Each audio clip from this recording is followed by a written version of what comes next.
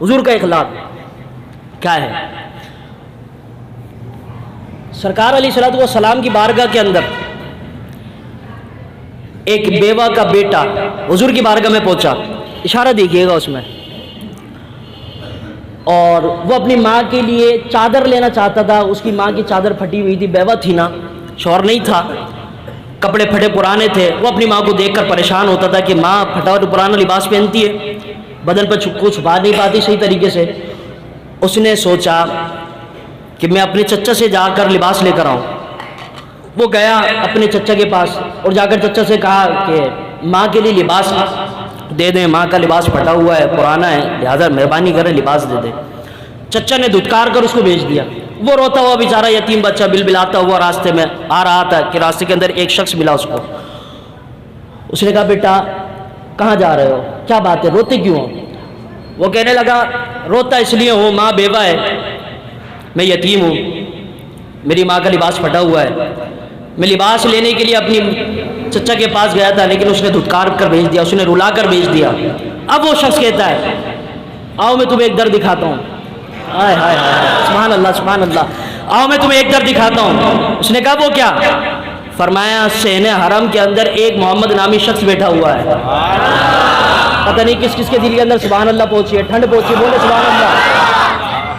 वो कहता है कि जाओ, सहन के अंदर एक मोहम्मद नामी शख्स है, उससे जाकर तुम अपना दुखड़ा अर्ज करो, वो तुम्हारे दुखड़े को तसल्ली बख्शोकर सुनेगा भी, तुम्हारी फरियाद को पूरा भी फरमाएगा, तुम्हारी फरियाद को पूरा भी करेगा, जाओ उससे जाकर अर्ज करो। वो कहता अच्छा। अब इससे पहले वो अपनी माँ के पास चला जाता है, माँ से इजाज़त लेने के लिए। माँ के पास जाता है, माँ से कहता है, अम्मा मैं अपना आपका लिबास लेने चच्चा के पास गया था, लेकिन उसने दिया नहीं, उसने धुतकार कर भेज दिया।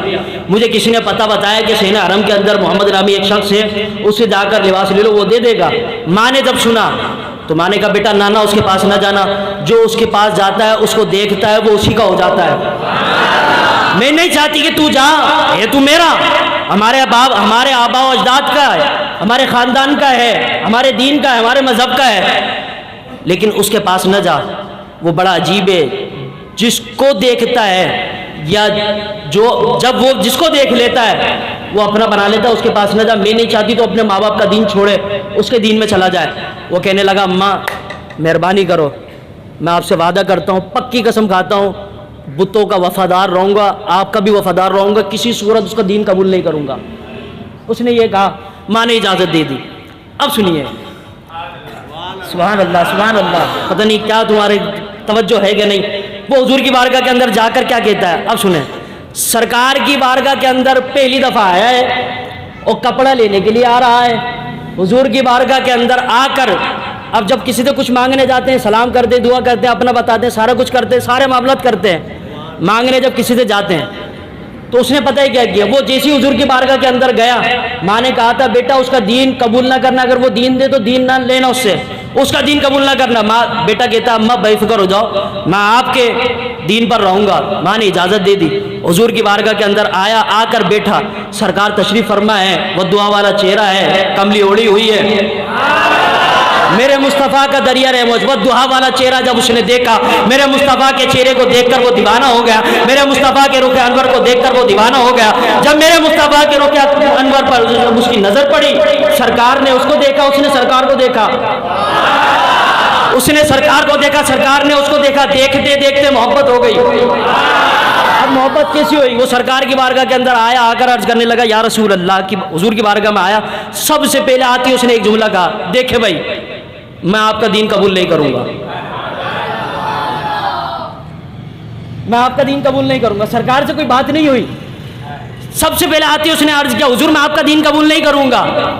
अब हुजूर ने मुस्कुराते और साथ फरमाया, बेटा बता तो सही क्या बात है, ये क्या बात हो गई, कुछ चाहिए, कुछ बात है, ये क्या बात हो गई, क्या आते अर्ज कर दिया मैं अपना आपका दीन कबूल नहीं करूंगा, पहले ही मैं कह देता हूँ आपका दीन नहीं मानूंगा मैं। नहीं, सरकार ने शफकत का हाथ फेरा और इरशाद फरमाया, मेरे बेटा क्या बात है।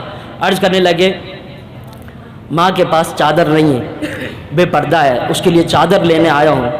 मेरे मुस्तफ़ा ने अपने कांधों पर चादर ओढ़ी हुई थी, सरकार ने अपनी रहमत वाली चादर उतारी और उतारने के बाद उस बच्चे के कांधों पर डाली और फरमाया, जा मुस्तफ़ा ने तुझे इनाम अता फरमाया है। वो ले गया और ले जाने के बाद जब माँ के पास गया तो माँ की खिदमत के अंदर जाकर कहने लगा, अम्मा ये लो चादर। फरमाया, बेटा तुमने उसका दीन तो कबूल नहीं किया? बेटा कहता है, जी जी नहीं, उसका दीन कबूल नहीं किया। माँ कहती है, बेटा कर लेना था। हाय हाय हाय, कैसे समझे गे तेरी शान ज़माने वाले, कैसे समझे गे तेरी शान ज़माने वाले, खुद मिटते हैं तेरा जिक्र मिटाने वाले। सरकार की बारगाह के अंदर जब गया तो अर्ज़ करने लगा, मैं आपका दीन कबूल नहीं करूँगा। मेरे मुस्तफ़ा इरशाद फरमाने लगे, फरमाया, बेटा बता तो सही क्या बात है। हाय हाय हाय, क्या बात है मेरे आका के दरबार की। ऐसा सखी कराना किसी का भी नहीं है कायनात के अंदर, क्योंकि मेरे मुस्तफ़ा का दर दौलत है। इसीलिए हुजूर की बारगाह के अंदर हाजिर होकर जो कुछ मांगा जाए मेरे मुस्तफ़ा मना नहीं करते। सरकार की बारगाह के अंदर बिन मांगे अता कर दिया जाता है। बस दिल में तमन्ना लेकर आओ, मेरे मुस्तफ़ा नवाज देते हैं।